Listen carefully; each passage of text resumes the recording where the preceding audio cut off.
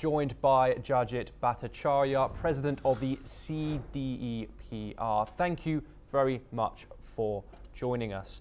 Jaijit, what can you tell us about the impact that these tariffs are going to have throughout the world, from the east to the west? On an immediate basis, what has already happened is on the US Wall Street, the losses are almost equal to 1% of the total GDP of US. So you have already seen significant impact happening in terms of the impact of the tariffs. If you look at some of the estimates coming out, there is going to be an impact of 10% of the median income of Americans in terms of increased cost per household. And that's quite significant, 10% of the median income. So the estimate is $3,800 and the median income is $40,000. That's a humongous amount of impact that's going to happen. Now, that's the impact on US households, and it's going to be worse as more steps are being taken by the Trump administration to support whatever their larger objective is.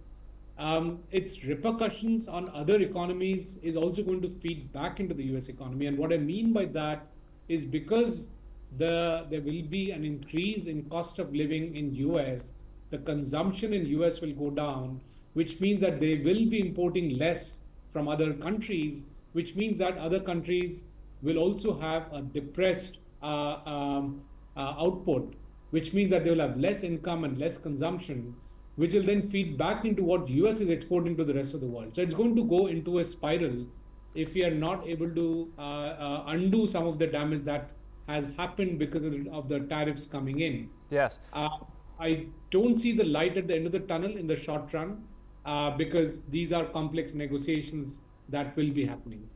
Jaijit, some people, economists, are calling this the biggest thing to happen in trade, in global trade, in nearly 75 years.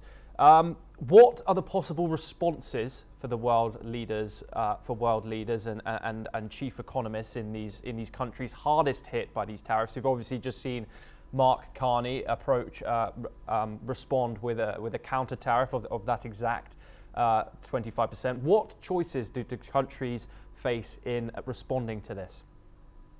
Yeah, in fact, it's the worst occurrence not in 75 years, but roughly 95 years, because the last Great Depression happened about 95 years back and was again triggered by random tariffs being put in, which has not been thought through. So, again, US is an independent sovereign country, so I would not be commenting around what their larger sovereign goals are. But the manner and speed in which it's being done, the global economy is not a machine or a computer that you change things at one end and immediately is going to give a response on the other side, and immediately capacities will relocate to US. It takes 5 years, 6 years, a decade for a shift in supply chain. And in the meantime, if the supply chains are disrupted, it's going to pain everyone, because there is no magic involved in supply chains being resettled. In terms of what are the response of other leaders, obviously people are having an angst on it. Some are responding with reciprocal tariffs. For example, Canada has mentioned that they will be responding with reciprocal tariffs, which is going to exacerbate the situation. Others are handling it in a more nuanced manner. They're probably not talking about a reciprocal tariff in the open, but trying to work out through track two mechanisms, an alternate mechanism through which we can bring back some semblance of normalcy. Also, one of the key issues to look at is how the tariffs were calculated.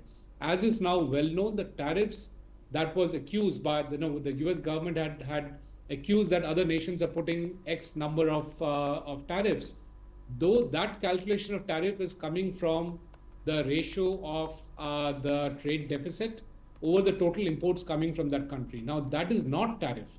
So, which just means that even if the tariff per se is reduced, but there is still more exports coming from other countries into US, in terms of US mechanism of looking at tariffs, it will still show up as high tariffs.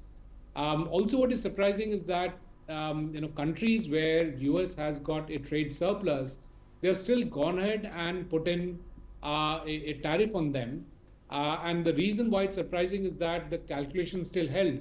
The trade deficit, now positive for US, was used and divided by the total import coming from the other country, and it was put that as the tariff, and therefore half of it was been applied on those countries. So it's quite perplexing in terms of how the calculations have been done. What is it that US is expecting from other countries? How should other countries respond to? When will this end? These are all perplexing questions, and there is no clarity because the US administration has not provided any clarity in terms of these calculations. Jaijit Bhattacharya, some very informative insight there. Thank you very much for joining us. South Korean